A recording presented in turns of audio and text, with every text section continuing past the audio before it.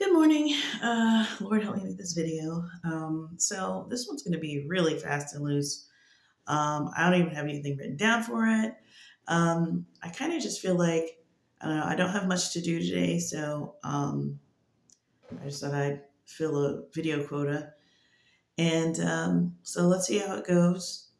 But the main thing that I was thinking about was I've been observing with men and women this thing that God has laid out. And I've probably talked about it before in chunks because it is something that I feel like is a really big piece of the puzzle. I feel like I think I've talked about the relationship with God that we have being mirrored in the relationship between man and woman, and um, God pretty much showing us like who He is and what He is accomplishing through the male female dynamic.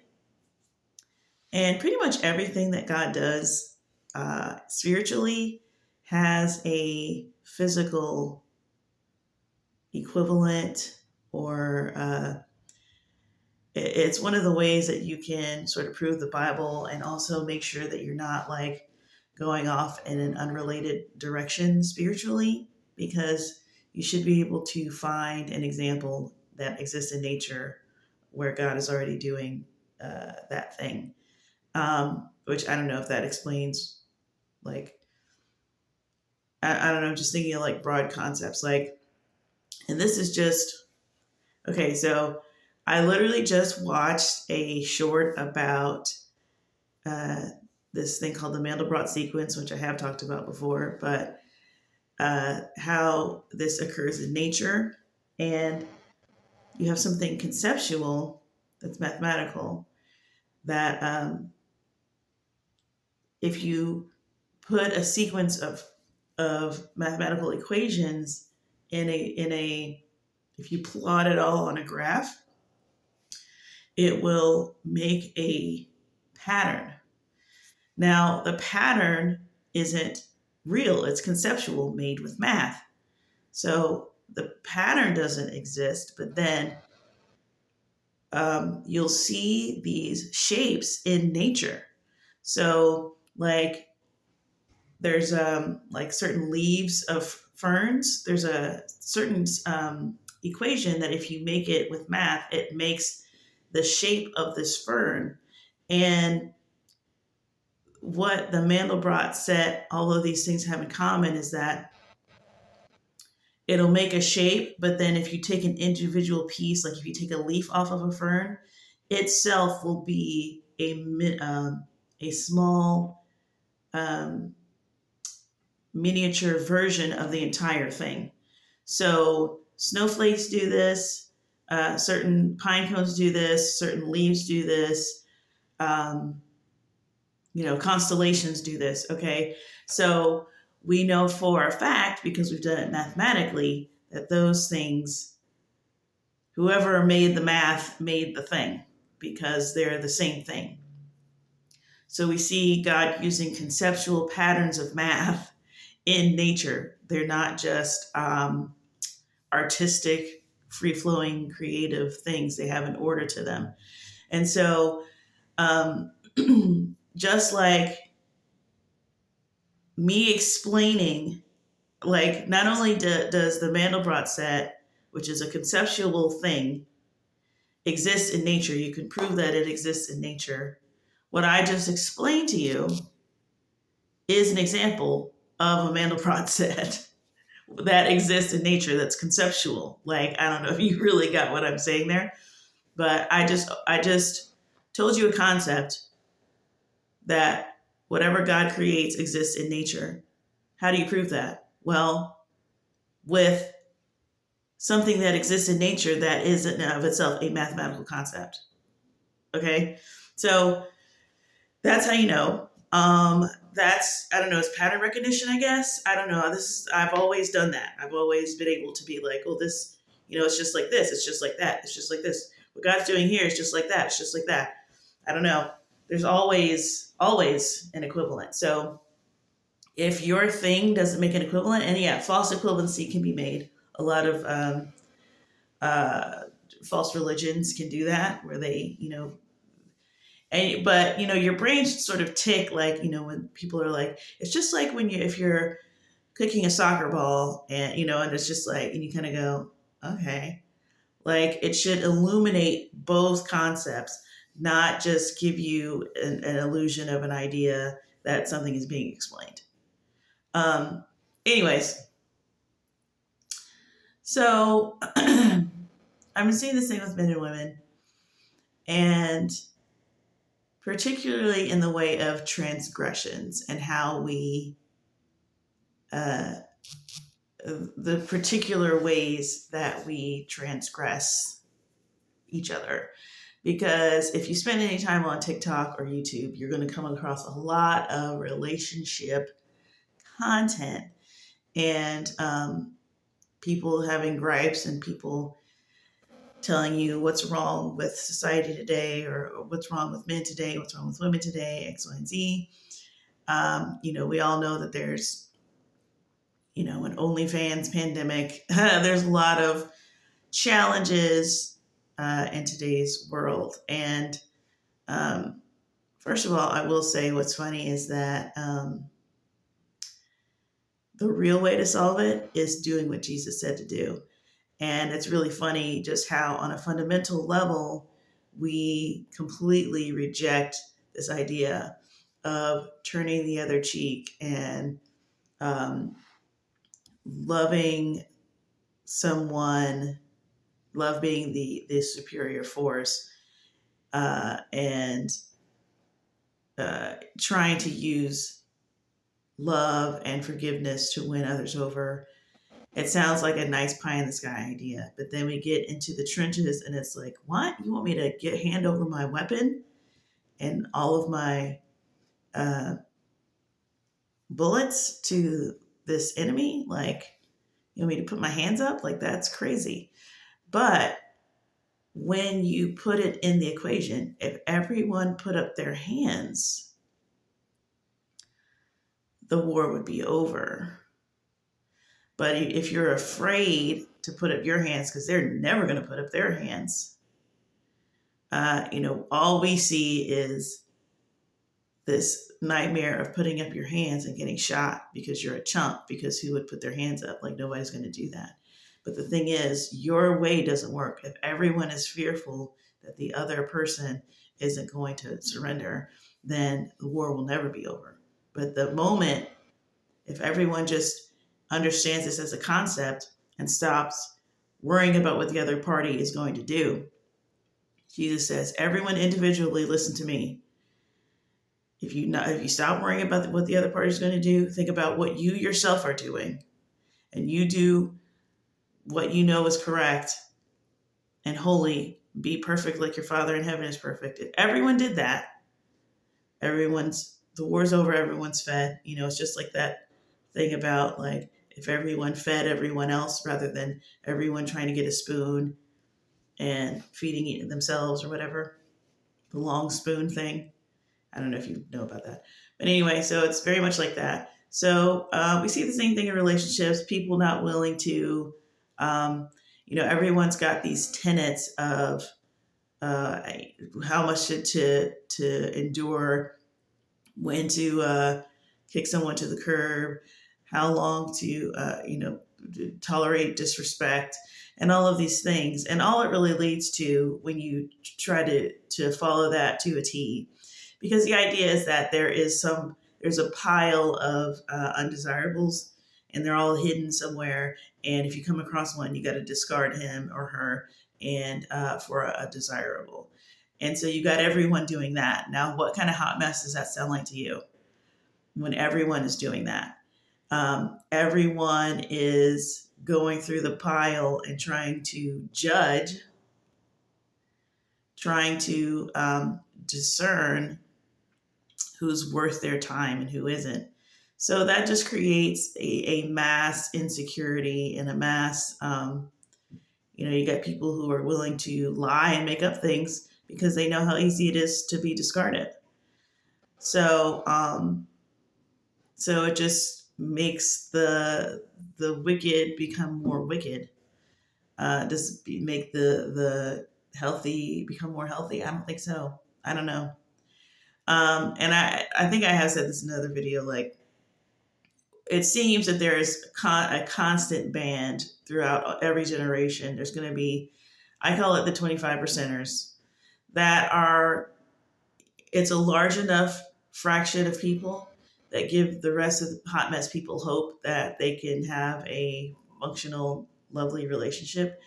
And, uh, you've got the 25% that, they find their soulmate and it's lovely and it's healthy and they're both, securely attached, all that stuff.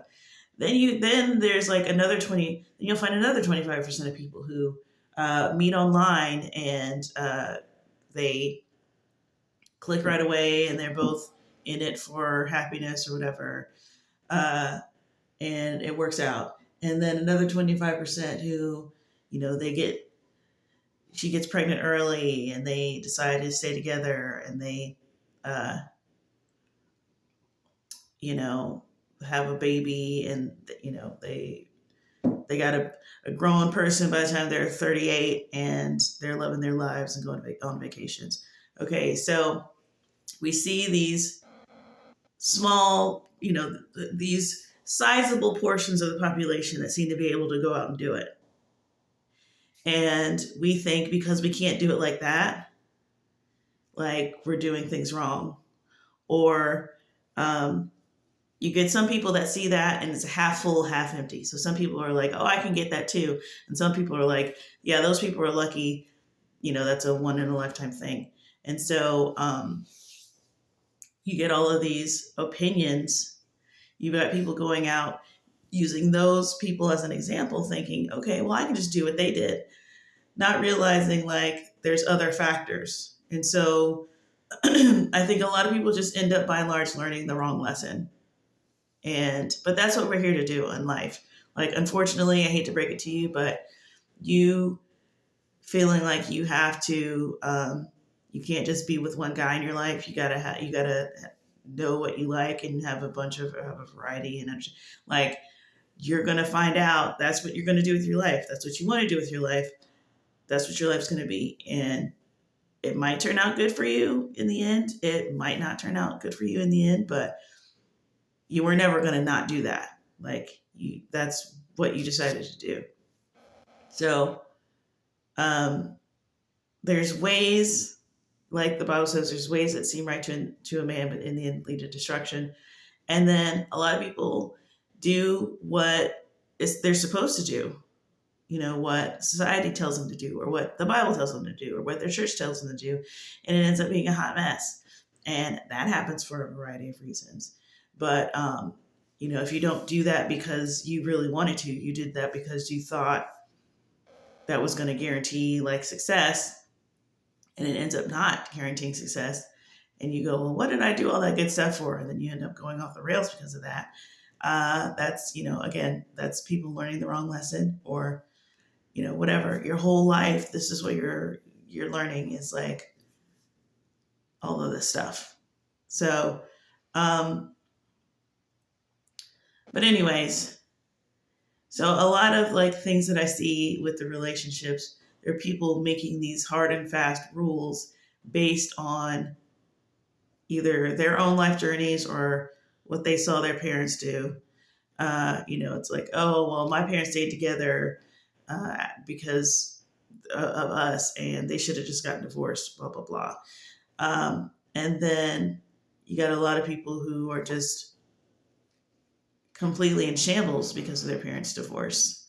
And it's just like those people can't go the opposite directions in their lives and, have a sliding doors moment, as they call it, which I think is millennial reference, whatever.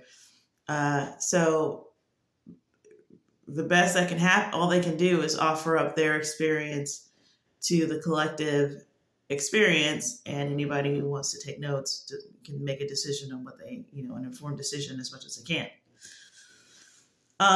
But anyway, I said that like 4 times. But anyway, Yeah, so I've noticed though that there's certain things that men will say that they can't tolerate, and seems to be true by and large. At least, um, even if it's like not right, but it's something that's like psychosomatic within them, that there's certain things that they just are deal breakers for them. And then for women, there are certain things that are deal breakers, although our deal breaking seems to be a bit forced, because we feel like, I think we are a little more shamed when we endure hot mess partners. So we have to look like we, I mean, I guess men are too, if that ever happens. But yeah, okay. So there probably is like an equal thing. It just happens less, I think, with men. If men get a hot mess partner, like there's going to be a documentary about it. Like, um, it's like these men that get abused by their women. Like I remember watching one where the woman was just like crazy and abusive, and then they had a baby, and that was like, that was the end. Like his family like never saw him again, and it took years for him to sort of leave that situation. And that was like a documentary because it's not that common for something like that to happen. But yeah, so I see it, like feel like I've already talked about like the relationship between men and women and how it mirrors like our relationship with God. But when it comes to like the ways that we can transgress each other and what we get triggered by. So like I find it interesting that the type of mistakes that men tend to make, just in a broad sense, and then the type of mistakes that women tend to make, and in a broad sense. So obviously, we know that men, or we should know that, for men, cheating is like, um, just the absolute end of it. Uh, and and it's not just it's not just a thing that you do for appearance sake. It literally, something internally happens, and they're really, really, they can't look at you the same. It's just a whole thing. And it can even go to an extreme where if you get assaulted, it's not you didn't cheat, you just got assaulted, it can change the relationship. If you had multiple partners before him, it can change the relationship. Um, and you see this whole thing with the OnlyFans thing, and how men are talking about it, and they're not putting up with it, or they're not, by and large, the consensus is like no. And they're going around and they're looking for these sort of unused women, who are all attractive, of course, but and they're having a hard time finding them. But and that's also because of their behavior. But I digress. But the main nugget of that is that, to me, that very much resembles like the father. And like if you look in the Old Testament, and like if you look at the types of transgressions there were in the Old Testament, it was these types of, you see how the father is talking to the prophets and giving these analogies about Israel being adulterous, and um, he put up with a lot more than y'all are willing to put up with, which is interesting. Um, and we also see that he it's like he puts up with a lot more, and he's always willing to for there to be redemption. He's always willing to um, sort of welcome his betrothed back, or his, not even betrothed, but his wife back, if there is repentance, and sort of reinstate her, and uh, is always desiring to do that. It's a very vulnerable position, and it's something that if it was in the natural, he would just look like a complete, like, everybody would be like, why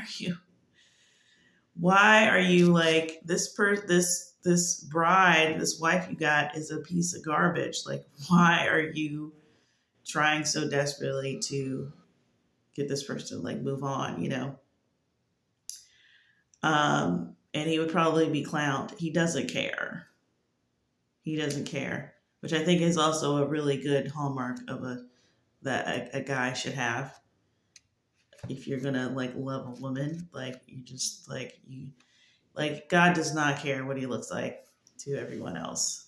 Like, that's how he can allow sin to go on as long as it goes on, and get messed up as much as it gets messed up, because he allows church scandals and all of these things, and it all comes out.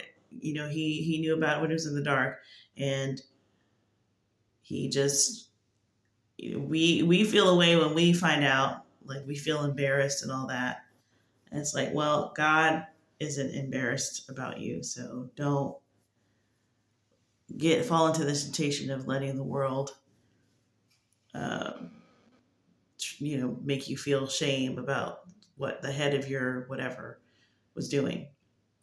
It's just like, it is what it is. People are flawed, and God is going to let us do what we do.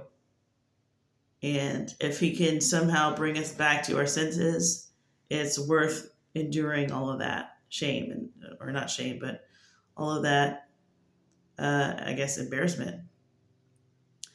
But anyway, so yeah, I see that in the way that men sort of react viscerally before they even have a chance to think about like how to react to something. It's like this. Uh, you kind of see where it's almost like the tiniest blemish or stain, which of course women find completely annoying and um, insane and rage inducing. But you can tell that women don't see any sort of parallels with that. They don't see that as part of men's makeup. They see that as something, a flaw to be like scratched out, and like let's eradicate this entirely because it is not good. And I don't quite see it like that. I think that that's something that God put in men, and that God himself has that to a degree. So um, even though everything is flawed and wonky because we're not perfect anymore, you can still see these traces of the way that God's emotional makeup about things. Um, and I would, if we're going to see that, what we would consider the negative aspects of men, we have to acknowledge that the way that men sort of react to women, and the way that men are uh, sort of irrationally drawn to women, to where it gets to like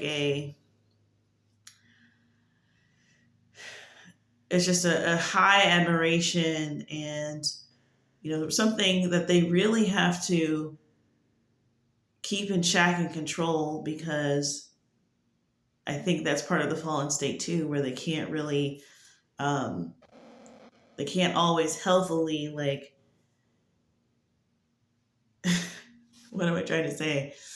Like, it can really make them insane and they can get either to the point where they feel like they have to control the entire process. They have to make themselves so like shut down and stoic about it, so that they're really very protective of their own hearts, because literally just you telling them no like can like throw them into like these shambles. So there's all these good things about men, that and their part in the relationship. When they find a woman that they love, men are constantly telling women like, if a man likes you, he's gonna be there. Like, he's gonna do all this stuff for you. Like, you're not gonna have to guess like if he likes you or not. And I think that's hard advice for a woman to take, because especially when we like a guy, and it's so hard to, I think, I don't know, maybe I'll just speak for myself, but I feel like this is a universal thing with women. But um, so much of what we have to do for a man is like slavery. So we want to do that. It's like when you work for a company, like, you want to work, if you know you're going to be working late hours, if you know you're going to be doing this day in and day out for decades, you want to work for a company that's exciting. You want to work for a company that you like. So it's hard to give up a guy that you really like, even if he doesn't like you as much, like you think you can win him over or something. Because when you don't have that energy for a guy, it makes the whole relationship just drag. It's like you're like this support person, and it kind of it's like being on call 24/7 or something. Like, your job is to come alongside this person and support them in any like that is your instinct. I mean, when you see like certain celebrities, or whatever, hot guy or whatever, and the comments are like, yeah, like, I would be at home like surrounded in diapers and babies or whatever. Like, what is she saying? She's saying like, I would give up my life for that guy so that I could do wife stuff, because we have to love the job. We have to love the job. We have to be enthusiastic about the job. Like, and yeah, when you're young and immature, you might just go for like looks and what kind of car he drives or whatever. And maybe over time you get more mature, and you value other things. But for the most part, it doesn't matter how you acquire the value, or how you acquire the initiative to be that person. That's what you need primarily, is the engine. And so uh, you find a guy that gives you the engine, that gives you the energy to be with him. That is really hard to find. Like, or I don't know, maybe it's easy. It depends on who you are, I guess. But so that's like, I feel like that's what we're looking for primarily. And so sometimes it's, you got this list, and you find some guy that's all the things on the list, and that gives you the energy. Sometimes you just got to be attractive, and that gives you the energy. But then you get in the relationship, and a lot of times all those things like fizzle out and fall away, because you thought that's what you need, and then you get in a relationship, you're like, oh yeah, no, this is not enough. I'm totally like shutting down. And so it's kind of weird, because it's almost like we're really not equipped to pick our own people. Like, I mean, I guess this is probably why there was arranged marriage for so long. Uh, again, the 25% that it works out for, and the 25% that like it was a hot mess, but then it ended up being fine. Like, all of these situations, and then he got the rest of the population just to me, the main culprit is just low character. And the real, I think we have to come to a realization, like, because there's an idea that there's a lid for every pot. And it's just kind of like, yeah, maybe you could say that 100 years ago, uh, 50, 75 years ago. But as everyone's character decreases, there's no amount of love in the world that's going to keep a relationship afloat when you have not learned how to not be a selfish person that has a gray checkered idea of morality. Like, um, yeah, so it's like we are flawed. We are corrupted. We are fallen, and the character's got to be maintained. And if it's not, you're just going to turn into a evil creature. So the character's not being maintained anymore. They've done away with all of the institutions that sort of helped you outside of the home develop some sort of character. Coincidentally, of course, that just happened. And so yeah, people still have the same uh, level of desire spiritually that everybody else in time has ever had. But their tools are being taken away, and they don't even know. They wouldn't. How would they know? So especially if you're not opening the Bible anymore. So there's a level of suffering that, like, I just feel really bad for people right now, and uh, it seems like the machine is just shutting all the way down, and people are just not getting together anymore. You've got pornography that's replacing people for men, and then you've got uh, women who are just over it and who have just suffered so much abuse so quickly. So the whole thing's really sad. But, like, I guess I didn't really say anything about women. So, like, for women, I see, like, the things that you can do that to transgress against women that men do. It's very New Testament to me, because basically the woman's going to put up with you forever. And then one day she's going to stop. One day she's going to stop. You're going to be so far into your nonsense that you don't even notice how far you're into it, and you don't notice that she's stopped. She's over it. And then even in, like, it's not even going to stop right away when she's over it. That's going to go on for a little bit, and then she's going to be gone. And then you're like, well, what happened? And that is very, many will say to me, Lord, Lord. And it's just like, and whoever blasphemes against the Holy Spirit. And so it's like men, the way that men handle transgression is like the way that God handles transgression. And the way that women handle transgression is like the way that the Spirit handles transgression. So if you're ever confused, like, oh, well, I did this and I did that, like, is God going to forgive me?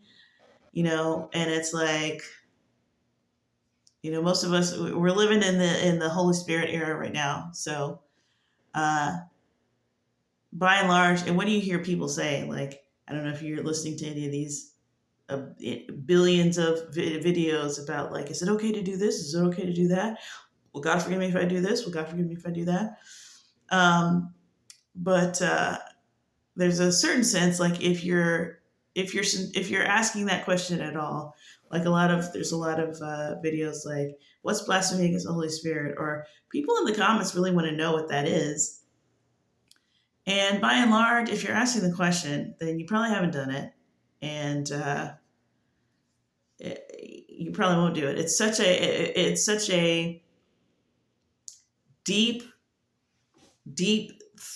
like transgression that you would have to be at, that, like, but the people who are frightened or who are scared. But then you can also be in a relationship with a woman, and uh, be sorry every time, and be sorry for 20 years.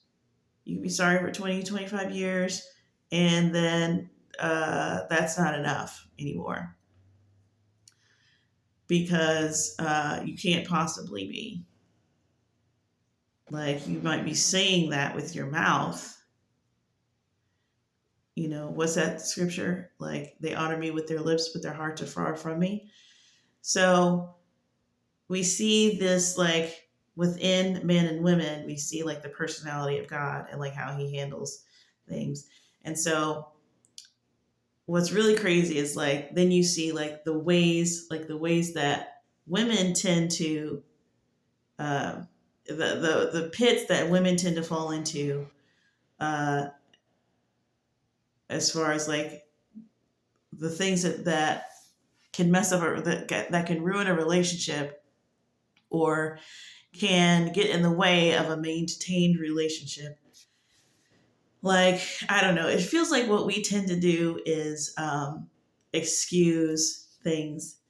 Like, if our household is still functioning and everyone's happy, but we need crystal meth, then that's what we do. It's like, just a little crystal meth. Everyone's happy, everything's functioning. Or everything's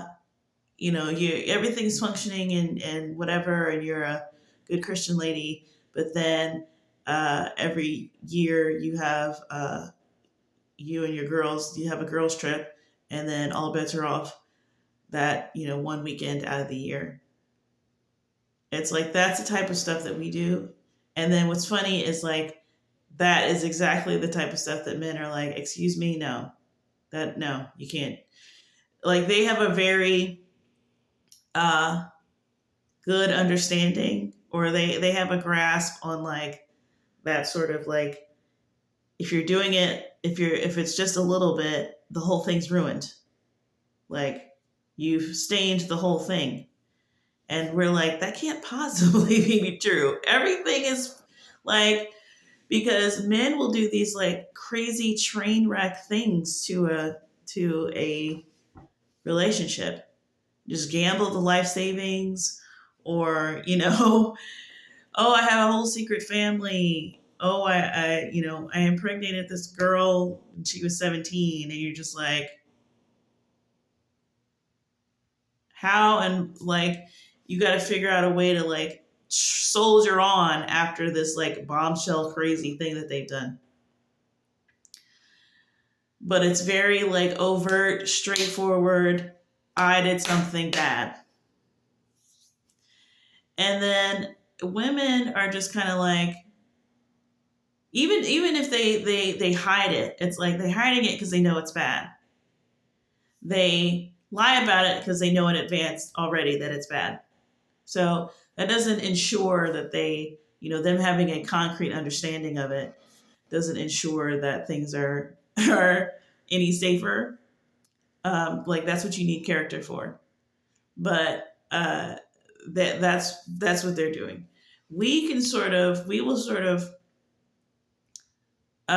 convince ourselves that it's either not bad at all or not that bad, because uh, no one's getting hurt, or no one knows about it, or whatever. And so, and we're sincere about that. If a man is if giving the same excuse that a woman gives about, like, well, nobody's hurt, like, they're lying. They know, they know when things are bad, but if they can get away with it and use the same excuses that you use that are familiar to you, and you fall for that, then they'll use those. But they 100% get it. You know what I'm saying? We don't. We're actually like, it's not bad because this and this and this. Like, and, your husband is the only one that's going to tell you, like, no, it's 100% bad. You shouldn't be doing it, which, of course, is just like, excuse me, sir. I know you, of all people, are not trying to like, and they don't care that you are outraged about it. Like, if it was you and your girlfriend, like, you wouldn't be able to just like out and out tell her like what she was doing was like, but men don't care. They don't care that you're like up in arms about it. They're like, yep, that's what it is.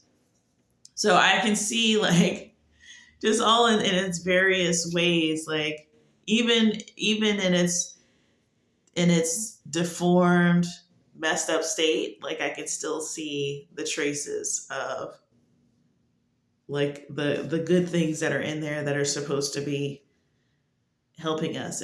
Like the male female relationship really is like a symbiotic thing, like where it's not completely separate, because I do see also where it seems to be like there's a for every male type of exclusively male type of issue, there's like a female equivalent. It may not be like a one-to-one exchange, but it's like there's some issue that they're dealing with.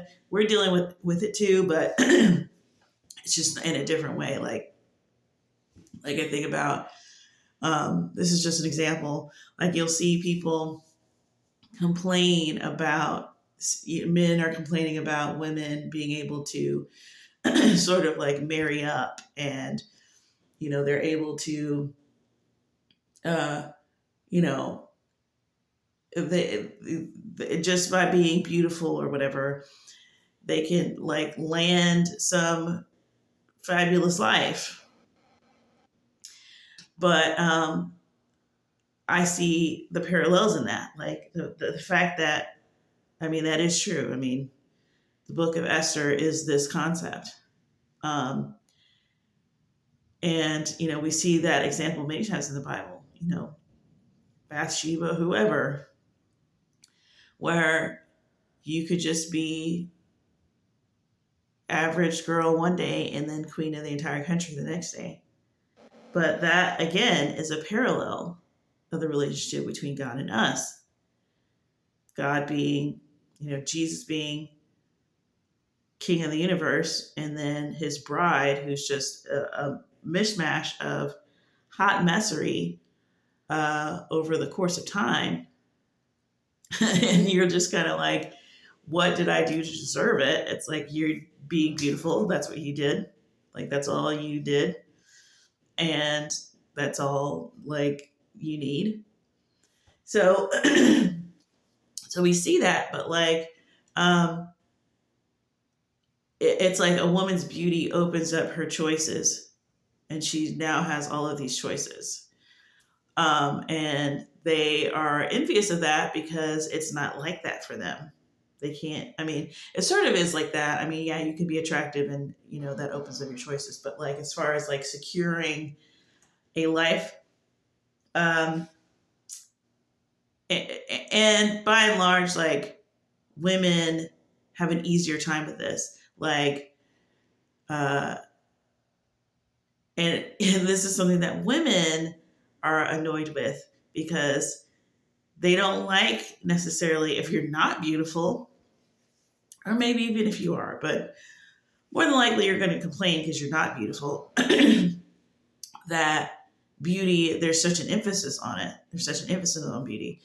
But at the same time, uh, and women hate to hear like, hey, just, a little touch up here, a little bit of makeup there, blah, blah, blah. And which is kind of ironic for me to hear me say that, because I clearly am rocking the bare face all the time. But the idea is that it really doesn't take that much. Like, if you just improve like a couple of things, you can change your life. It's very easy for women to do that. Or it's easy enough to where you should maybe consider doing that. And is it the same for men too? Yeah, but they're still going to have to work at the end of the day. They're still going to have to be uh, do their job. They can't just be beautiful and have that do all the stuff.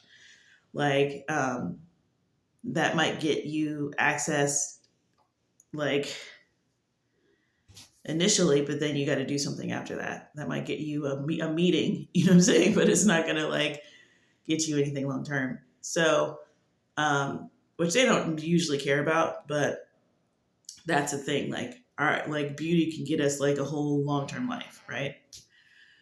Well, the equivalent of that is for men is like being able to provide, like, you know, being a rich, a millionaire, like that. You can not have looks at all and be able to do the same thing that looks can do for a woman. But like, they have a different challenge with it though, because like, then I was thinking about like, well, men understand women's dilemmas. Like when you're a woman and you have to choose a guy, and sometimes you have to break up with a guy that you kind of like because you came across a guy that you really like. And like, I mean, it's all messed up now, but you know, when we're talking about like 50s and 60s, or not even like older than that, I think they were still doing this in like 100 years ago when there was like real courtship. That's what the courtship was. That's why it was called courtship, so that you could choose between guys. So otherwise, you would just get married. But it's like, no, men would come to the house, the parents would be there, you'd go to the parlor, everything's open, and you'd spend time with people. And you would figure out like who you liked more. And women were able to do that. They were allowed to do that because you don't want to be saddled with something long term that you end up not liking. So if you had to switch last minute and hurt somebody's feelings, like it was harsh, but that's what you had to do. And you were allowed to do that. And yeah, would guys could that tear up a guy's stuff? Yeah, it could. But you don't want to be in a relationship with one who doesn't love you. And also, men don't seem to have this same sort of radar. I don't know. Like it, not in the same, not in this at the same point in the relationship, I guess maybe. But like they're just mad. They're just upset. They just know that you're beautiful and they want to marry you. Like, and you have to be the one to like figure out, okay, I can't do this with this guy. Like he's, you know, whatever the reason is. Or you find somebody else you like more. It was completely totally acceptable. And I think that, you know, nobody remembers that context. No one's taught that history. So you just come into the world and you just think that's not fair. You think everybody should be equal or whatever. And and yeah, we are sending mixed signals with the equality. I'll give guys that. But for the most part, that's what we're allowed to do. But at the same time, like, I was thinking about like if men, um, if they're with a woman when they're broke and then they suddenly become wealthy or famous or whatever, now they understand the dilemma that we've always had.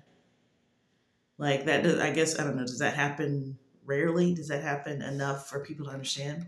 But like any man in that situation would understand because now the access opened where it wasn't there before.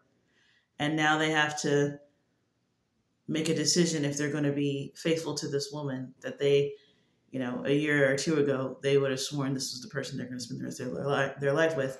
Now, oh, I won the lottery. Oh, now I'm famous. Oh, now, you know, whatever. And now it's like, oh, like that. So I see men accusing women of a certain type of, you know, treachery or disloyalty or whatever. But that's only because they're not in that exact same position in that same way. But there's something in life that can happen to them that they can see where they could have to experience that exact same thing. So it's kind of this weird thing where God made like, it's like our souls are the same. And the man, there's like a man track and a woman track. And you're going to hit like all of the same points emotionally, or like all of the same experiences, but it will be like in different ways. Like it really is strange to look at and see like where we're different, but not so different that and I don't know if this is just like after you live some life or whatever, you're gonna start experiencing the same things. Like just the equivalencies are different. Like it's really interesting. It's crazy how it can be as different as it is, but also like hit all the same emotional beats. Like maybe not all at the same time, maybe not with the same people or whatever, but it is like it's interesting. But then it's also overall like I can see how it really does mirror the relationship we have with God, and like the I don't know, I can see the intended relationship that God wants to have with us, and it really is like the thing that you're trying to get with the other person. I don't think it's not even so much that men like the relationship we have with our significant other is the same that God wants to have with us. I think the relationship that God has with us is the one that's first, and then we try to get that because we know what we want to get, and we know when we meet somebody why we're excited because we think we're going to get X, Y, and Z. So we know what those things are before we are in the relationship. How is that possible? Like we take that for granted. We just so much we take for granted that because it's just part of our existence. And so if it's part of our existence and we all agree on it, we just consider that part of life, and we say that that doesn't necessarily mean that God exists. It's like that's exactly the reason why God exists. How could we all have that without there being God? Like the way that people take God out of it and then say, okay, prove to me that he's real. It's just really strange. But yeah, so I think a lot of things we think are, you know, the significant other, whether real or imagined or projected, whatever. We feel safe putting all our hopes in that relationship and just trying to make it be all of these things. Um, because we don't even second guess it and think like, is this really what this person is supposed to be doing for me? Like, and so I see a lot of people in the world, putting all of their eggs in this relationship basket because, again, all of the other avenues and institutions have been removed. All the places that would teach us character, all the places that would um, teach us like all the different ways that we could have relationships and worship and all of these other avenues have all been taken out. So it's even worse now because we all have this spiritual desire for community and companionship that is probably is the same intensity that it's always been, but we have less ways of doing it now, less resources of doing it now, and aren't being taught the character to maintain it because we need to be taught the character because we're not perfect. So we have to be taught all the ways of goodness and learn how to have this resistance training that we have to have in order to maintain anything good because we are fallen creatures. And again, you get a lot of people who don't believe in any type of God uh, going out to help people and better their lives by using this training. And it's like, yeah, do you know why we have to do that? Because we have a sinful nature that is literally just acid and will corrupt and erode everything if we don't keep it in check. But again, they don't think that far because they don't have to. If everybody's agreeing, like everyone's have the same sort of experience, why put any names to it? Why figure out where it came from? Like, I don't know what evolutionary use it would have to be like that. So I don't know how, but if they don't need to explain it, they don't.